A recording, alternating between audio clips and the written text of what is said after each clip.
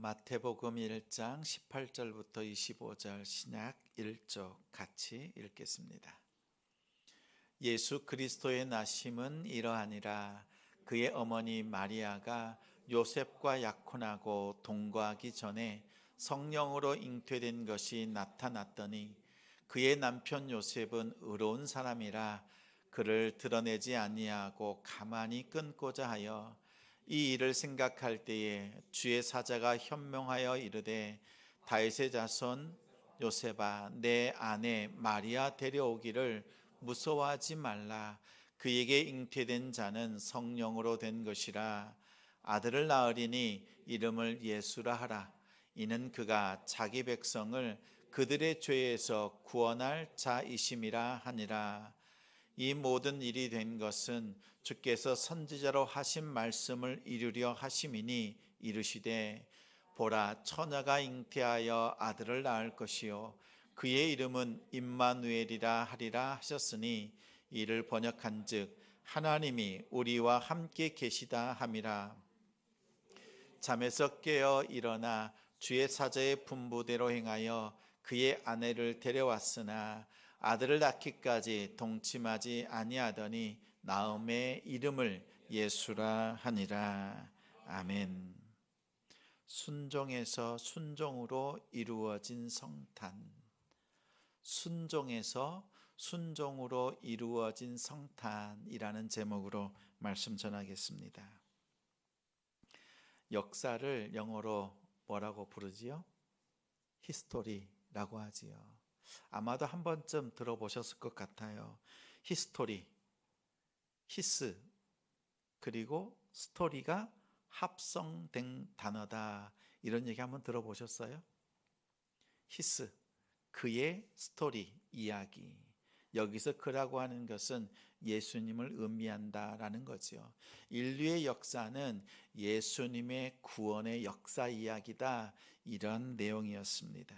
저도 처음 들었을 때 참 설득력이 있었습니다. 정말 그런 줄 알았어요. 히스토리가 히스 스토리인 줄 알았어요. 그런데 이건 가만히 보니까 재미를 위해서 각색한 내용이었습니다. 사람들이 잘 기억하도록 각색한 것이었어요. 실제 역사라고 하는 히스토리는 히스토리아라고 하는 그 단어에서 유래했습니다. 탐구하다, 조사하다, 알아보다 라는 뜻입니다. 히스토리, 역사의 기록은 죽은 사람들은 기록으로 남길 수 없죠. 죽었으니까 뭔가 문서로 기록으로 남겨놓을 수가 없습니다. 살아남은 사람들, 승자들이 자신의 관점에서 기록해 놓은 것이 역사의 기록입니다. 역사는 철저하게 승자의 입장에서 쓴 승자의 기록이에요. 죽은 자는 말이 없어요. 패자의 기록은 없습니다. 승자의 관점에서 쓴 거예요. 자신의 관점에서 남기고 싶은 대로 쓴 거지요. 이것을 인간의 역사라고 합니다. 또 다른 단어로는 일반적인 시간 크로노스라고 해요. 크로노스.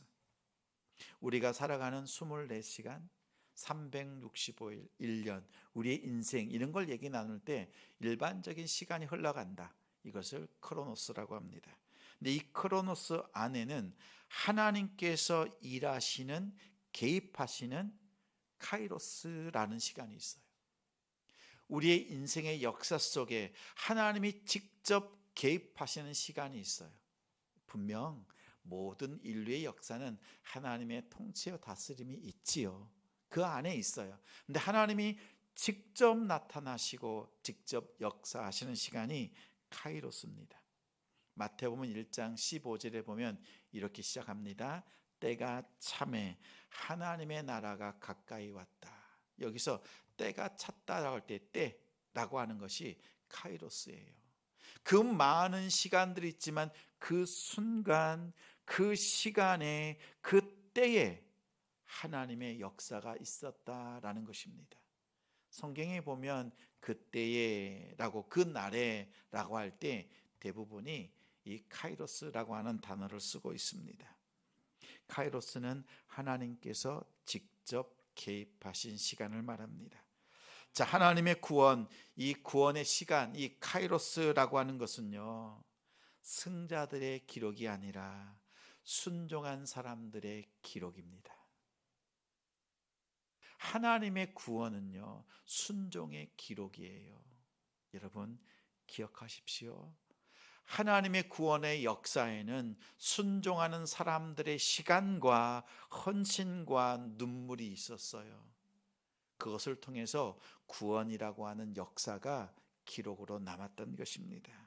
오늘 말씀에 보면 두 가지 순종이 있습니다. 먼저는 사람의 순종이에요. 사람의 순종. 오늘 말씀 18절부터 20절 말씀 한 번 더 읽겠습니다. 예수 그리스도의 나심은 이러하니라. 그의 어머니 마리아가 요셉과 약혼하고 동거하기 전에 성령으로 잉태된 것이 나타났더니 그의 남편 요셉은 의로운 사람이라 그를 드러내지 아니하고 가만히 끊고자 하여 이 일을 생각할 때에 주의 사자가 현명하여 이르되 다윗의 자손 요셉아 내 아내 마리아 데려오기를 무서워하지 말라. 그에게 잉태된 자는 성령으로 된 것이라. 제가 평소에 알고 지내는 목사님께 들은 내용입니다. 세상에 이런 일이 있을까? 세상에 이런 일이 이런 TV 프로에 나올 만한 내용이었습니다. 그 목사님이 담임하시는 교회인데 출석하는 성도의 이야기였어요. 20년 전에 아내를 만나 결혼했습니다. 두 딸을 얻었어요. 근데 이 두 딸이 장성해서 20대 초반이 되었습니다. 근데 어느 날 알게 된 거예요. 이 두 딸이 자신의 딸이 아닌 것이 드러난 것이었습니다. 아내가 결혼 전부터 만나던 다른 남자가 있었고 20년이 지나도 그 남자를 만나고 있었고 자신이 그토록 키웠던 그 두 딸이 그 남자의 아이들이었던 것입니다. 20년 동안 자기 딸인 줄 알고 애지중지 키웠는데 자기 자녀가 아니었습니다. 목사님 앞에서요, 이 남자 성도가 울부짖습니다. 목사님 어떻게 합니까? 20년의 행복이 한순간에 불행으로 바뀌고 말았습니다. 그의 모든 삶이 부정된 거지요. 진실인 줄 알았는데 거짓으로 치부되는 아픔을 겪었던 겁니다. 제가 그 성도의 이야기를 그 목사님을 통해서 들을 때 제 마음속에도요, 분노가 치솟아 끓어오르는 것이 막 느껴졌습니다. 그 순간 용서라고 하는 단어가 저도 생각이 안 난 거예요. 근데 그 당사자는 어떻겠습니까? 20년 동안 자신의 자녀라고 생각하고 잘 키워냈는데 자기 자녀가 아닌 거예요. 울부짖었던 그 성도, 그 안타까움 속에서 목사님이요, 해줄 말이 단 하나도 없었답니다. 같이 눈물 흘리고 하나님 앞에서 통곡하는 것밖에 없었대요. 그리고 좀 시간이 지나고 1년, 2년 지나고 난 뒤에 이 성도가 새 가정을 꾸리고 하나님 앞에 신앙생활을 하고 있다라는 내용이었어요. 근데 그 아픔과 그 고통의 시간을 어떻게 보냈을까? 지나간 일이었지만 또다시 생각하고 또다시 들으면 분노가 끓어오르는 것이 우리의 모습입니다. 여러분 보세요. 내 자녀가 아니면 어떨 것 같아요? 그건 상상할 수 없는 일들이지요. 유대인들은 약혼을 하고 1년 뒤에 결혼을 합니다. 약혼을 하고 결혼을 할 때까지 1년 정도의 텀을 둬요. 1년의 기간을 두는 이유는요, 이 여자가 정결한 여자인지를 확인하는 시간이에요. 약혼하고 바로 결혼 안 해요. 요즘은 아이를 가지고 결혼하는 것이 혼수품이라는 그런 우스갯소리를 하지요. 세대가 그만큼 악해진 거지요. 자, 약혼을 하고 결혼을 할 때까지 1년 동안은 어떻게 해요? 약혼 기간 동안에는 이 여자는 정결을 지켜야 되는 거예요. 정결. 이 기간에 아이가 생긴다면 죄를 잉태하는 겁니다. 간음죄가 드러나는 거지요. 수치를 당하고 죽임을 당하는 것이었습니다. 오늘날 우리도 마찬가지예요. 예수님께서 오시고 다시 오실 때까지 우린 예수님을 신랑으로 맞이했고, 예수님을 영원한 신랑으로 맞이하는 두 번째 그 재림의 때가 있습니다. 이 기간은 어떤 기간이에요? 종말의 기간이고, 우리에게는 뭐예요? 약혼 기간이에요. 그럼 성도는 어떻게 해야 돼요? 주님이 다시 오실 때까지 정결함으로, 깨끗함으로, 거룩함으로 살아내는 것이 이 종말의 때를 살아가는 성도의 삶이어야 됩니다. 우리가 이 기간 동안에 음란하고 우상을 쫓는다 그러면 하나님 앞에 우리가 설 수 없겠지요. 그래서 이 종말의 시간, 예수님이 다시 오실 때까지 우리는 거룩함으로 살아내는 우리 성도들 되시기 바랍니다. 그런데 정말 우려했던 일이 생긴 거예요. 이 처녀 마리아에게 그 몸에 아이가 생긴 겁니다. 누가복음 3장에 보니까 가브리엘 천사가요 마리아를 찾아갔습니다. 보라, 내가 잉태하여 아들을 낳으리니 그 이름을 예수로 하라. 그랬더니 나는 남자를 알지 못합니다. 남자를 가까이 한 적이 없습니다. 어떻게 저에게 그런 일이 있겠습니까? 그러자 성령이 내게 임하시고 지극히 높으신 이에 그 크신 능력이 너를 덮으리니 그 아이를 하나님의 아들이라 일컬으리라. 이 말씀을 더합니다. 그러자 마리아가 고백합니다. 주여, 저는 주의 종입니다. 말씀대로 나에게 그 말씀이 이루어지이다. 이렇게 대답했습니다. 마리아는 남편 요셉과 상의하지 않았습니다. 상의할 수도 없었습니다. 오롯이 말씀에 순종했습니다.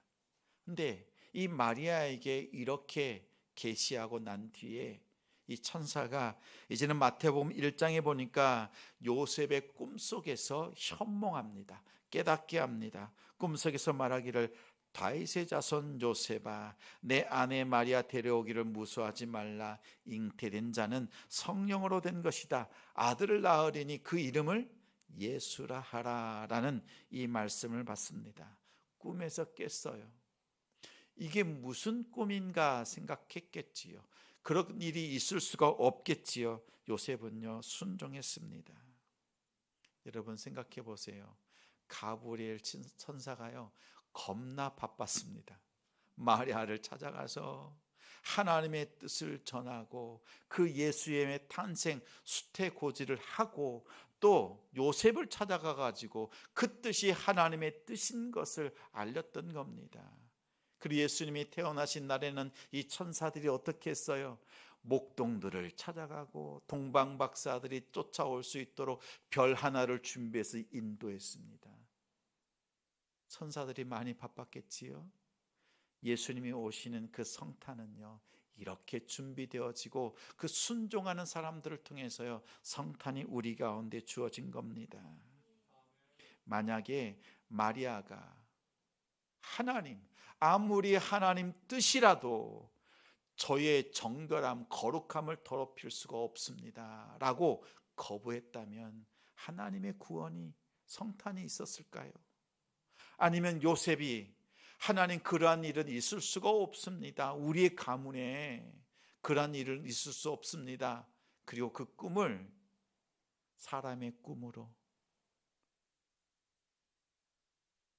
치부했다면, 그래서 순종하지 않았다면 하나님의 구원이 있었겠습니까?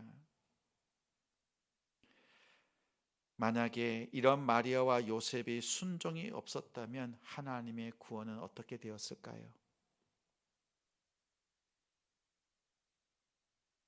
사람들의 순종이 없었다면 하나님의 구원은 어떻게 되었을까요? 두 가지 중에 한 가지입니다.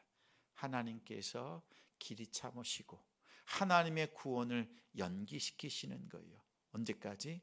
순종할 때까지. 또 하나는 순종하는 또 다른 마리아를 찾아가서 하나님께서 말씀하시고, 또 전적으로 순종하는 또 다른 요셉을 찾아가서 하나님께서 그 구원의 역사를 이루셨을 것입니다. 연기하셨거나 순종하는 자들을 찾아가셔서 그 예수 그리스도를 이 땅에 보내시는 그 구원의 역사를 하나님은 기억코 분명히 이루셨을 것입니다. 참으로 감사한 것은 마리아와 요셉, 이 두 사람이, 그리고 그 모든 일련의 사건들 속에서 주변에 있었던 많은 사람들이요, 순종을 통해서 이 땅에 예수 그리스도가 오시는 성탄을 준비했다는 사실입니다. 하나님은 사람의 순종을 통해서 일하십니다. 강력하게 강권하시지만 강제하지는 않으십니다. 하나님은 항상 여러분의 마음을 두드리세요. 내가 너를 통해 일하기를 원한다. 오늘 이 순간, 오늘 내가 너의 삶 속에 들어가서 나의 구원을 노래하게 하고 나의 구원을 일하겠다. 하나님은 말씀하세요. 그래서 두드리십니다. 오늘 이 시간 너는 나에게 순종해 줄 수 있겠니? 주님께서는 매번 녹하고 계십니다. 우리의 일반적인 시간들이 있죠. 이것을 크로노스라고 한다고 했지요.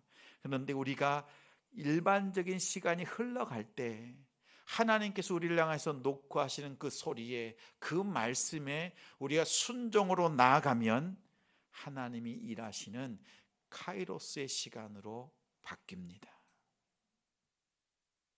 그동안 우리가 수많은 시간을 하나님께서 말씀하시고 깨닫게 해주시는 그 시간을 무시했을 때에는 그냥 크로노스의 시간으로 흘러버리고 소비해버렸습니다. 허비했습니다. 그러나 우리가 순종할 때, 우리 사람들이 순종할 때 하나님은 그 시간을 카이로스의 시간으로, 하나님이 직접 역사하시고 개입하시는 시간으로 우리 안에 들어오셔서 구원의 역사를 이루신다는 사실을 기억하시길 바랍니다. 여러분, 구원을 위한 여러분의 간절한 기도가 있지 않아요? 순간순간마다 성령께서 여러분 안에 마음을 두드리시고 여러분의 문을 두드리실 때 여러분 순종해 보지 않으시겠습니까? 여러분의 인생을 그저 흘러가는 우리 크로노스의 시간으로 소비하지 마시고 하나님께서 역사하시는 카이로스의 시간으로 바꾸시는 이번에 성탄이 되기를 주님의 이름으로 축원합니다.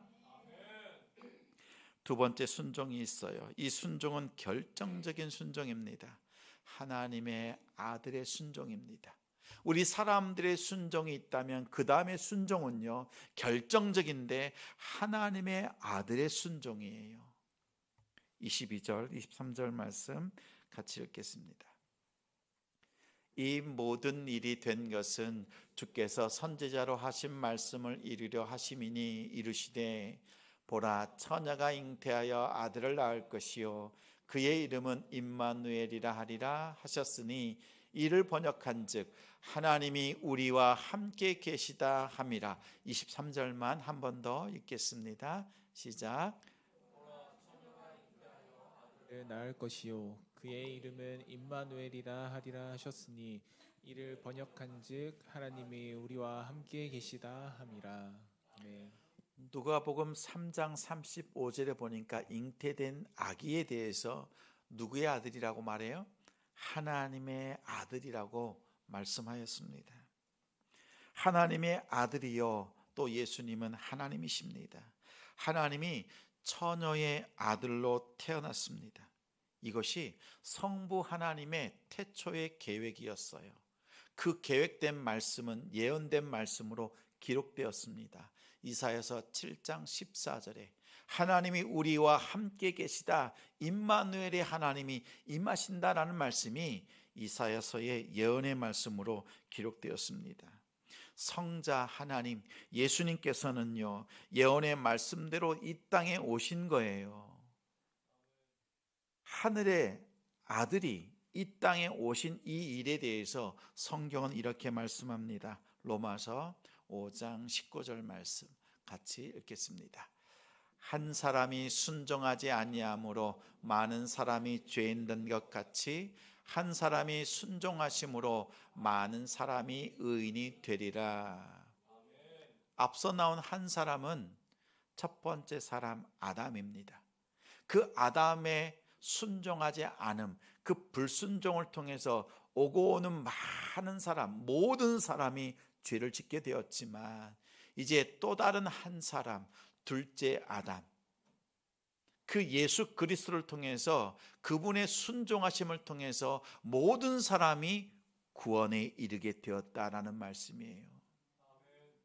자, 예수님께서 이 땅에 오신 그 일은요, 오늘 말씀해 보니까 뭐라고 말해요? 순종이었다라는 거예요. 아버지의 말씀대로 이 땅에 오신 예수 그리스도의 그 행동, 그의 삶은 하나님 앞에서 순종이었습니다. 하나님의 아들 예수님의 순종은 구체적으로 어떠한 모습, 어떠한 순종이었는가? 빌립보서 2장 7절 말씀 같이 읽어요. 오히려 자기를 비워 종의 형체를 가지사 사람들과 같이 되셨고, 자, 하나님의 아들이신 예수께서 이 땅에 오셔서 사람의 아들로 태어나시는 거예요.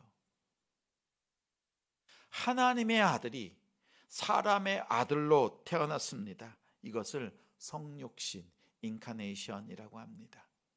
성육신이에요. 예수님께서 이 땅에 하나님의 아들이신 분이 사람의 아들로 태어나신 것은 자기 성찰이나 자아 실현을 위해서 오신 것이 아닙니다. 예수님의 행하신 그 일, 사람의 몸, 더럽고 추악하고 자신이 만들어 놓은 피조물, 그 몸속에 들어오신 그 하나님의 역사는요, 자기 부인이었습니다. 자기 부인, 가장 낮고 천한 몸, 그 인간의 몸으로 오신 예수 그리스도, 하나님의 아들은 그렇게 순종하신 겁니다. 그러면 이 예수님은 어떻게 순종하셨는가? 히브리서 5장 8절부터 9절에 이렇게 말씀합니다. 같이 읽어요. 그가 아들이시면서도 받으신 고난으로 순종함을 배워서 온전하게 되셨은즉 자기에게 순종하는 모든 자에게 영원한 구원의 근원이 되시고, 예수님은 하나님의 아들이세요. 하나님의 아들로서 이 땅에 사람의 아들로 태어나실 때 혜택이 단 하나도 없었습니다. 하나님의 아들이 이 땅에 오실 때 단 하나도 혜택을 받지 못했습니다. 오히려 더 열악했지요. 헤롯의 시퍼런 칼날이 준비되어 있었습니다. 죽을 위기가 있었고 말씀이 있었지만 정작 그 말씀대로 기다리는 사람들은 단 한 사람도 없었습니다. 천사들이 알려줄 때야 그제서야 목동들이 왔고 그제서야 동방박사들이 온 거예요. 올 때, 예수님이 태어나실 때 기다리던 사람들은 없었습니다. 그 현장에 아무도 없었어요. 예수님은 하나님의 아들이셨지만 가장 연약한 사람의 모습으로 오셔서 고난당하셨습니다. 여기서 고난은 인간의 모양으로 태어나셨고, 또 눈물과 아픔과 배고픔과 그 고통을 당하셨고, 또 죽으셨습니다. 그 죽으심을 통해서 오늘 말씀해 보니까 뭐라고 말해요? 순종을 배웠다.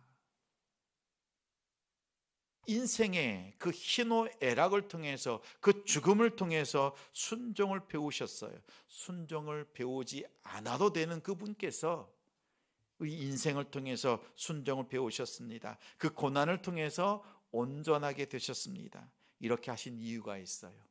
그 이유는 단 한 가지, 또 예수 그리스도를 믿고 순종하는 자들에게 구원의 근원, 구원의 근거, 구주가 되시기 위해서, 저와 여러분의 구주가 되어주시기 위해서 인간의 모습으로 오셨고 고난을 통해서 순종하셨고, 그 순종하는 자들에게 구주가 되어 주시겠다라고 이 땅에 오신 것이었어요. 우리가 앞서서 불렀던 찬양이 있지요. 그 4절 말씀 찬양이 이겁니다. 여호와의 말씀이 육신이 되어 날 구원할 구주가 되셨도다. 여호와의 말씀이 육신이 되어 날 구원할 구주가 되어 주셨다라는 그 찬양, 그리고 늘 감사한 찬송을 우리 주 앞에 엎드려 절하세, 엎드려 절하세, 엎드려 절하세, 구주 나셨네. 여러분, 이 찬양은요 놀라운 찬양입니다. 우리 예수 그리스도의 순종이 없었다면 우리에게는 하나님의 구원 없습니다. 예수님께서 이 땅에 사람의 모습으로 오시는 그 순종은 절대적인 순종입니다. 사람의 순종도 필요하지만 하나님의 아들의 순종은 필요한 정도가 아니라 필수입니다. 또한 하나님의 아들의 순종도 중요하지만 사람의 순종, 여러분 스스로의 순종, 그 하나님의 구원의 앞에서 여러분이 순종하지 않는다면 하나님의 구원은 나의 구원이 될 수 없고 우리의 구원이 될 수 없어요. 하나님의 구원의 역사 앞에서 여러분이 마음을 열고 믿음으로 순종함을 통하여서 예수 그리스도를 영접해 낼 때 그 구원이 나의 구원이 되고 우리의 구원이 됩니다. 여러분, 믿음으로 순종하지 않으시겠습니까? 사람의 순종에서 시작된 그 성탄이 하나님의 아들의 순종으로 완벽하게 이루어지고 성취된 것이 성탄절입니다. 성탄절은요, 순종으로 시작해서 순종으로 마치는 날이에요. 성경은 이 순종의 기록을 남겨두었습니다. 구원은 순종의 기록입니다. 성경이 우리에게 말씀합니다. 순종에서 순종으로 나아가라. 여러분, 우리의 믿음은요, 이 순종을 통해서 드러나는 것입니다. 저는 45년 전 어렸을 때, 초등학교 4학년 때, 그때 가까이 계신 장로님, 권사님 가정을 통해서 예수님을 소개받고 교회 다니기 시작했습니다.